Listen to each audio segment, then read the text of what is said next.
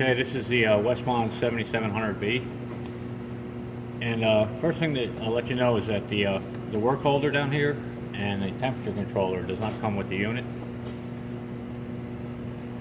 And the other thing is the microscope has been replaced. It's a B&L4, and we added a fluorescent light. And that's powered separately, and to turn the light on and off, you have a switch right here. Okay, this has the adjustable platform, so you can adjust the height.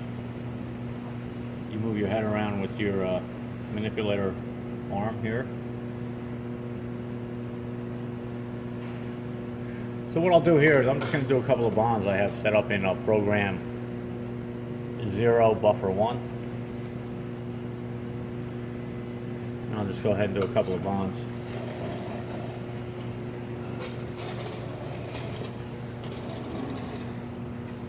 Just before I do the bonds, we have a 1 mil gold wire, which is fed through the this tube right here, down through the clamps, and then down through this capillary here. That's a new capillary. The length is 0.625 inch. So I'll go ahead and do a couple of bonds here, and you see it working.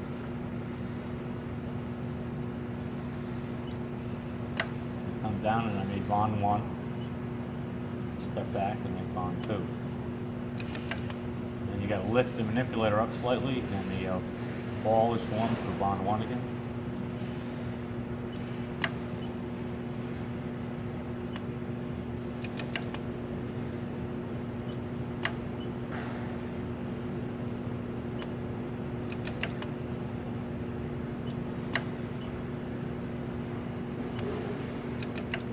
So you can see I'm just making bonds right here now.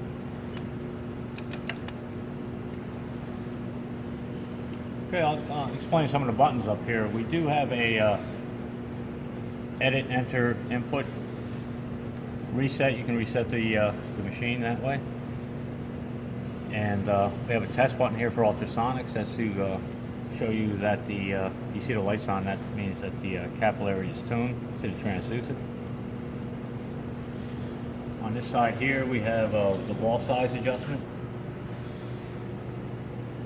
You have a knob to adjust your tool heat. That's the radiant heat tool that's around the capillary. You can switch between buffers here. And then you can do a thread that opens your clamps for you. And then a torch.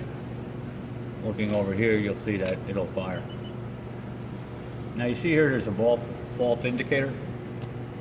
So we can try to create a ball again. If that doesn't work, we'll go to thread, and I'll do a bond all,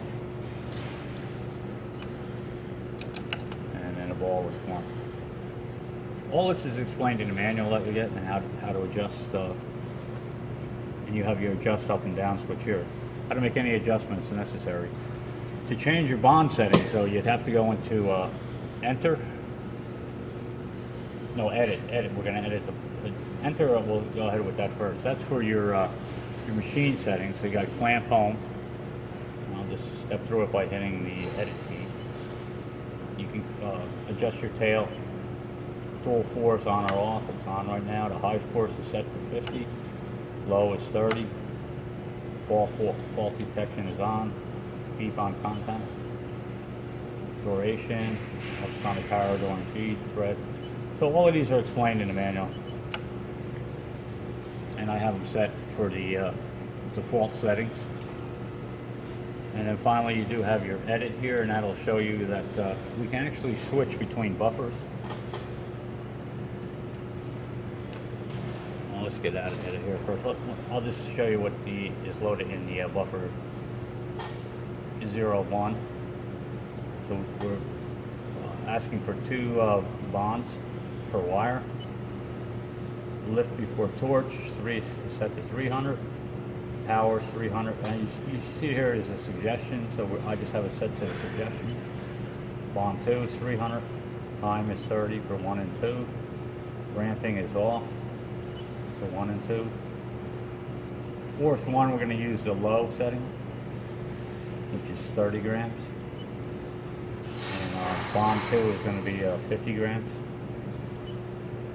And there's a loop height. I just want to show you, by changing the input, see, I'll change this to 1 here.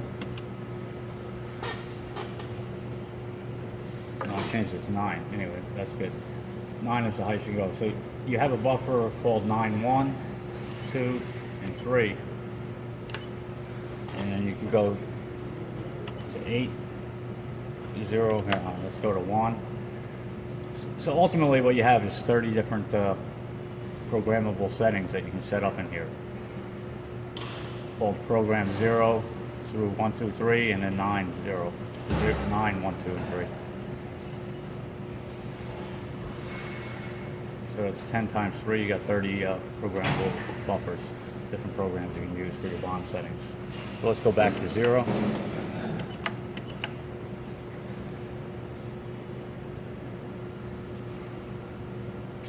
And again, a lot of this is explained in the manual you'll receive, and showing you how we bond here. You'll see that the capillary comes down. When you hear the beep, that's where your loop starts. You step back, and that's your EFO wand firing across where you hit the ball. And this is your clamps right here.